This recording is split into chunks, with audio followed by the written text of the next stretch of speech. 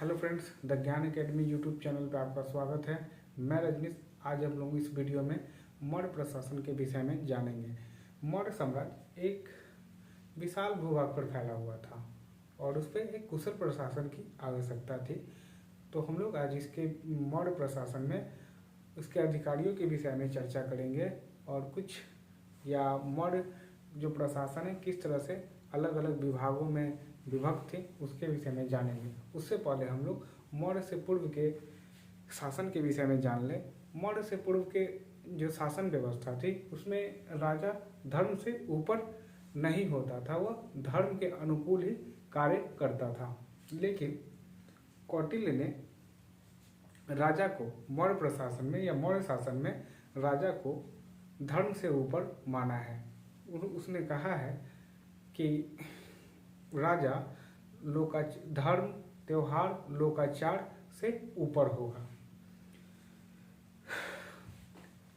इस तरह की बात की है। तो हम लोग आज मौर्य प्रशासन को देखते हैं। चलिए स्टार्ट करते हैं। हम लोग मौर्य प्रशासन को देखेंगे किस तरह से।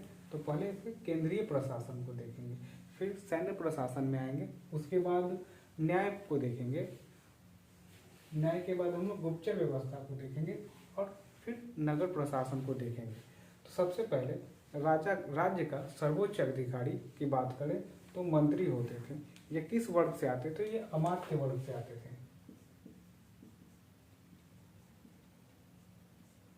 ये जो है अमात्य वर्ग से ही आते थे। उपदा या परिरक्षण, उपदा या परिरक्षण का अर्थ होता है यह मुख्यमंत्रियों, राज्य के जो मुख्यमंत्री होते थे उनके लिए उपधा या परीक्षण का प्रयोग किया हुआ। या मुख्यमंत्री या पुरोहित होते थे। जो पुरोहित होते थे उनके लिए जब नियुक्ति होती थी तो उनकी जांच होती थी, उसके बाद उनकी नियुक्ति होती थी। तो उसके लिए जो शब्द का प्रयोग किया गया है उसको उपदा या परीक्षण कहा गया है। और शास्त्र में 3 अधिकारियों का मुख्य रूप से उल्लेख है। इसे तीर्थ, महामात्र और अमात्य, इन तीनों का उल्लेख है। अर्थशास्त्र में 18 तीर्थों का उल्लेख है। बात कर ले, अर्थशास्त्र में कितने तीर्थों का उल्लेख है? तो 18 तीर्थों का उल्लेख है। यहाँ पे 26 अध्यक्षों का उल्लेख है। यह 26 अध्यक्ष, यह विभिन्न जो 26 विभाग थे उनके यह अध्यक्ष थे और इन्हीं के माध्यम से केंद्रीय प्रशासन को देखा जाता था। युक्त, प्रादेशिक, ये सब जो अधिकारी थे यह निम्न स्तर के अधिकारी थे। चक्र की बात कर ले तो चक्र मौर्य काल में प्रांत को चक्र कहा जाता था। गोप की बात करें तो यह जिला प्रशासन और ग्राम प्रशासन के बीच में एक संग्रह जो था, एक पद था जो 10 गांव को मिलाकर बना था। संग्रह, तो उसके अधिकारी को क्या कहते थे? तो गोप कहते थे। रज्जुक की बात करें तो सर्वप्रथम रज्जुक राजस्व अधिकारी थे, लेकिन बाद में इसको न्यायिक शक्ति भी दी गई थी।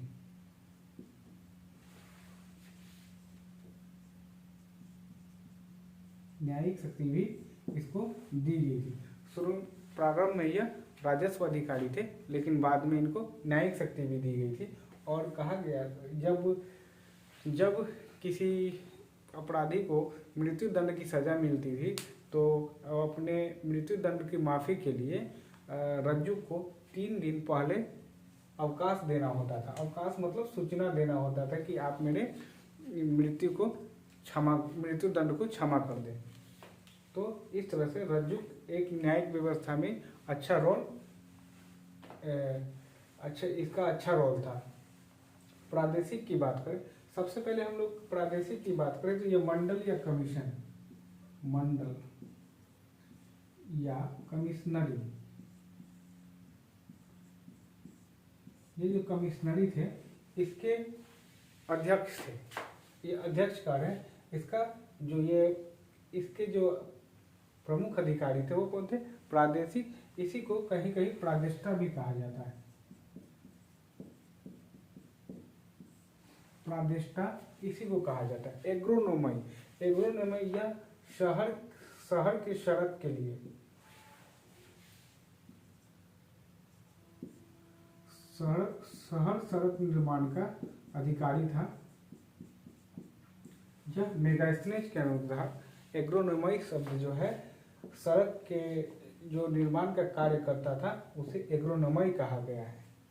सबसे पहले हम लोग केंद्र प्रशासन को जाने तो केंद्र प्रशासन में हम लोग को केंद्र प्रशासन से किस तरह से यह प्रांत से मंडल में किस तरह से आया है उसको हम लोग देख लेते हैं। सबसे पहले केंद्र प्रशासन की बात करें तो सबसे पहले केंद्र, फिर आएगा प्रांत, प्रांत के बाद मंडल, फिर विषय या जिला,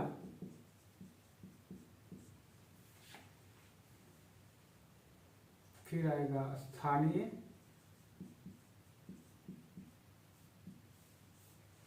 फिर द्रोणमुख,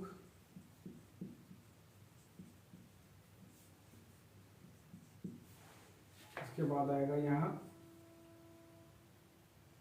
संग्रहण, फिर आएगा ग्राम। यही संग्रहण के अधिकारी जो कौन है? गोप है। विषय या जिला के अधिकारी को विषयपति कहा गया है। मंडल के अधिकारी को तो हम लोग प्रादेशिक या प्रादेष्टा कहते हैं। यह प्रांत जो है राजकुमारों के नियंत्रण में था।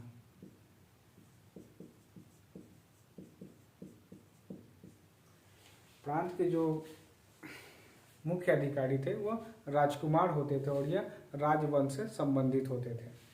इसकी जो नियुक्ति होती थी यह खुद स्वयं राजा ही करते थे।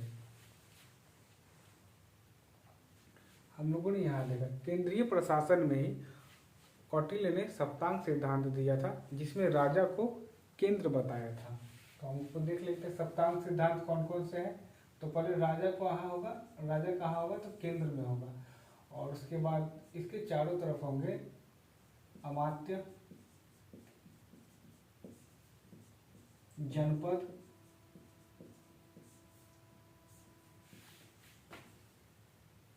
जनपद के बाद हो जाएंगे दुर्ग, दुर्ग के बाद कोष, सेना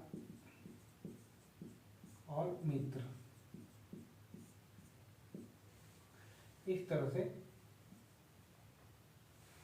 इन सभी के बीच में केंद्र में राजा होगा और राजा के चारों तरफ ये लोग होंगे। इस तरह से हम लोगों ने इसे देखा। सैन्य प्रशासन की बात करें तो सैन्य प्रशासन में नौसेना होंगे, पैदल सेना होंगे, अश्व होंगे, हाथी होंगे, रथ होंगे। यह जो सैन्य प्रशासन है मेगास्थनीज के अनुसार यह 30 सदस्यों की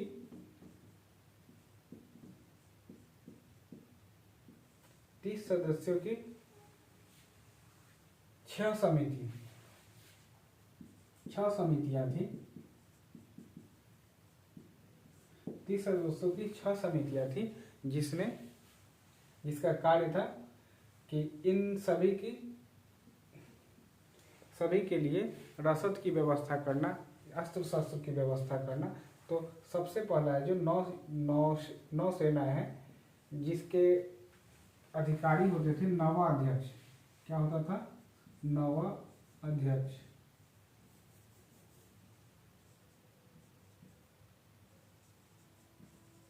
नवाध्यक्ष था। सैन्य नौसेना का जो अधिकारी था उसे नवाध्यक्ष कहा जाता था। प्रथम जो 6 समितियां थी उसमें प्रथम समिति नौसेना के संचालन की होती थी। उसके बाद दूसरी समिति सभी के लिए रसद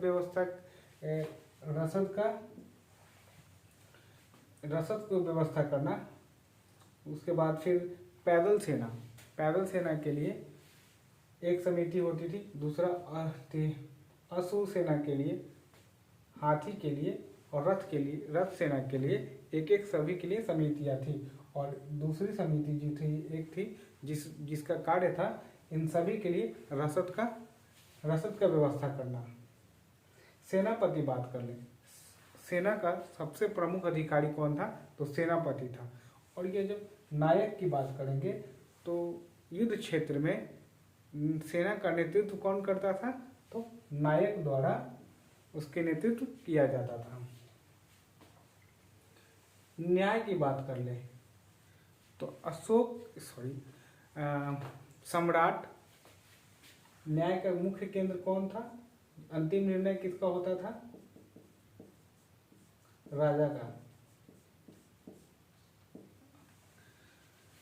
का न्याय व्यवस्था में अंतिम निर्णय कौन देता था?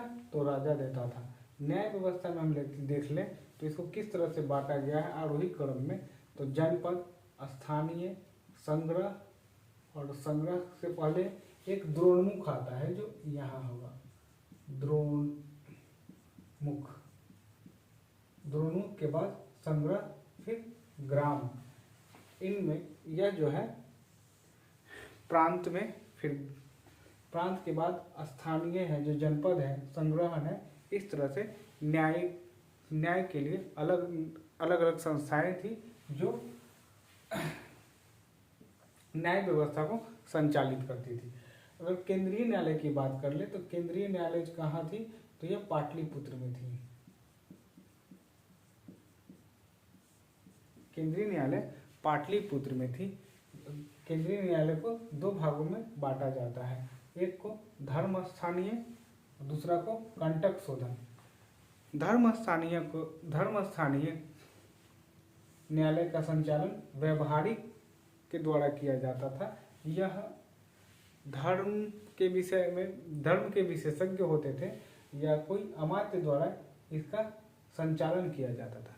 यह दीवानी न्यायालय थी।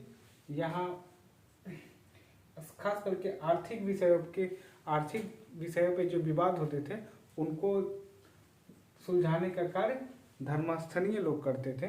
लेकिन इसके कुछ अपवाद भी हैं कि कभी कभी धर्मस्थानीय का कार्य होता था कि लूट, चोरी, डकैती, जो इस तरह के विवाद होते थे या अपराध होते थे उसको भी यह न्यायालय डील करता था। तो उसके लिए जो चोरी डकैती के लिए जो शब्द का प्रयोग किया गया है वैसे विवादों के लिए साहस शब्द का प्रयोग किया गया है। वाक पौरुषे या दंड पौरुषे ये भी आपराधिक मामला है। वाक पौरुषे या दंड पौरुषे यह भी एक आपराधिक मामला है। और यह इसमें था क्या कि एक व्यक्ति दूसरे व्यक्ति की मानहानि करता है या कटु आलोचना करता है या उसके सम्मान को ठेस पहुंचाता है अपने वचन से, तो उसके लिए उसको क्या कहा गया? उनके लिए जो शब्दावली का प्रयोग किया गया है वह है वाक पौरुष और दंड पौरुष। अर्थशास्त्र में पहले कंटक शोधन की बात कर ले तो कंटक शोधन यह एक फौजदारी न्यायालय है जो यह विशेष प्रकार का न्यायालय है। इसका गठन एक विशेष व्यवस्था के लिए किया गया है कि अगर किसी जरूरी अभियोग हो तो उस पर विशेष चर्चा कहाँ होगी? तो कंटक शोधन न्यायालय में ही होगी। इसके अधिकारी जो थे प्रादेशिक और अमात्य थे। यह एक फौजदारी न्यायालय थी। यहाँ सभी प्रकार के लोकाचार के लिए दंड दिए जाते थे। खास करके इसमें चोरी डकैती हो या एक दूसरे के बीच झड़प हो तो उसके लिए कौन सी न्यायालय है? तो उसके लिए फौजदारी न्यायालय की व्यवस्था की गई थी। यह राजा और व्यक्ति के बीच के विवादों को भी सुलझाता था। अर्थशास्त्र में 4 प्रकार के दंड की व्यवस्था की गई है, जिसको चतुष्पद कानून कहा जाता है। कानून, जो कानून के 4 अंग है उसको चतुष्पद कानून भी कहा जाता है। धर्म की बात कर ले तो यह सार्वभौमिक विधि थी। इसके द्वारा जो सभी ये धर्म के अनुसार दंड दिया जाता था। रीति रिवाज की बात कर ले तो यह जो पिछले कानून या विधि द्वारा जो दंड दिया गया है उस पर आधारित थी यह व्यवहार। और चरित्र की बात करें तो ग्राम या छोटे तरह के जो न्यायालय थे वहाँ जो दंड दिया जाता था और जो तो उसको चरित्र कहा गया है। राज्य शासन की बात कर ले तो इस तीनों पे प्रभावकारी है, क्योंकि ये जो सार्वभौमिक विधि है, यहाँ तक कौटिल्य ने यह कहा भी है कि राजा धर्म, लोकाचार और त्योहार से ऊपर होगा, तो इसीलिए यह इन तीनों पे प्रभावकारी होगा। यहाँ जो आदेश दिया जाएगा राज्य शासन, यह तीनों पर लागू होगा। गुप्तचर की बात करें तो गुप्तचर में संस्था और संचरा 2 भागों में इसको बांटा जाता है। गूढ़ पुरुष अर्थशास्त्र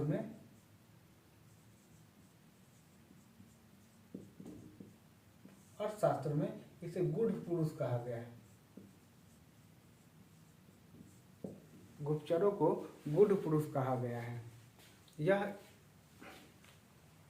मौर्य प्रशासन के स्थायित्व में बहुत बड़ी भूमिका निभाया था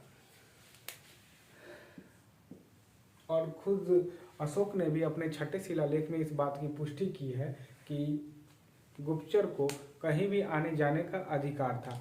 और खुद राजा ने यह बोला है कि लोक विषय के विषय में कोई किसी भी प्रकार की जानकारी हो तो गुप्तचर मुझे किसी भी अवस्था में मिल सकते हैं, इसके लिए उन्हें कोई मनाही नहीं है। अगर हम बात करें गुप्तचर व्यवस्था 2 थे, संचरा और संस्था। संस्था एक ऐसी व्यवस्था थी जो कहीं एक विशेष स्थान पर रहकर बाजार के विषय में जानकारी राजा को देते थे। यह सन्यासी बन के भी बैठे रहते थे, कभी शिल्पी बन के भी, तो कभी व्यापारी बनकर यह बाजार के संचालन को देखा करते थे या राज्य के अंदर ये कार्य करते थे। वहीं जो संचरा थे, ये जो संचरा है जिसका कार्य क्या था कि यह राज्य की सीमाओं की तरफ घूम कर राजा के लिए जानकारी को इकट्ठित करता था और सूचना को देता था। यहाँ तक कि यह घुसपैठ की भी जानकारी देता था कि कौन सा प्रांत या कौन से लोग हैं जो अराजकता को फैला रहे हैं, तो इसके विषय में जानकारी या घूम कर कौन एकत्रित करता था, तो यह संचरा का कार्य था करने का। हम लोग जानते हैं नगर प्रशासन भी जानते हैं। नगर प्रशासन है तो नगर प्रशासन का जो अधिकारी होता था वह कौन था, तो नागरिक। अर्थशास्त्र में उसे नागरिक कहा गया है।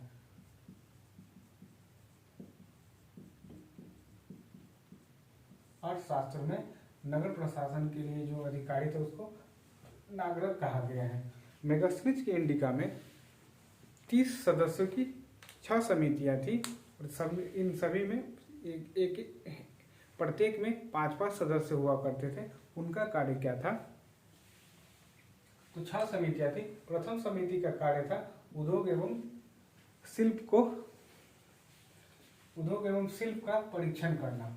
दूसरा था विदेशी यात्रियों की देखरेख करना। मौर्य प्रशासन में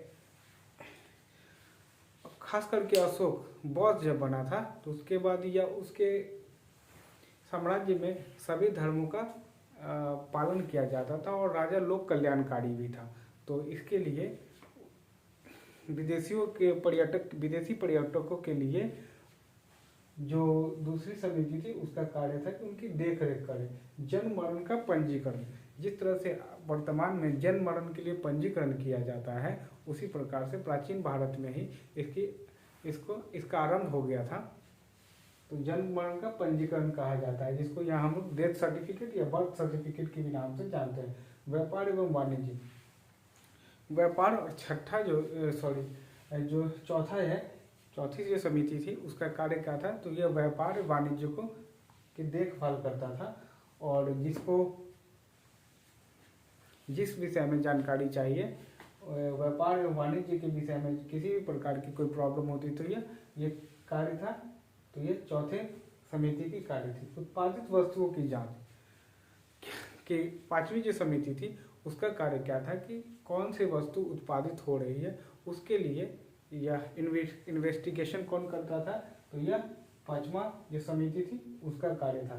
कर वसूल, उत्पादित वस्तु जो उत्पाद किया जाता था उस पर कर कौन वसूलेगा, तो यह छठा समिति हुआ करती थी, छठवीं समिति थी, जिसका कार्य था कि उत्पादित वस्तुओं पर वह कर वसूले।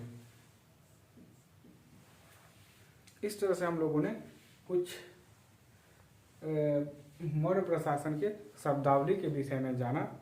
हम लोग आगे इसमें जो 26 अध्यक्ष और 18 तीर्थों का जो उल्लेख किया है अर्थशास्त्र में, तो उस पर मैं अलग से वीडियो बना दूंगा, जिससे कि इसको समझने में आसानी होगा। इस तरह से हम लोगों ने मौर्य के प्रशासन को देखा। वीडियो अच्छी लगी हो तो लाइक और कमेंट करें, साथ ही इसको सब्सक्राइब भी करें कि मैं अगर कोई वीडियो डालूं तो उसकी सूचना आपको जल्दी से मिल जाए। टाइम देने के लिए धन्यवाद।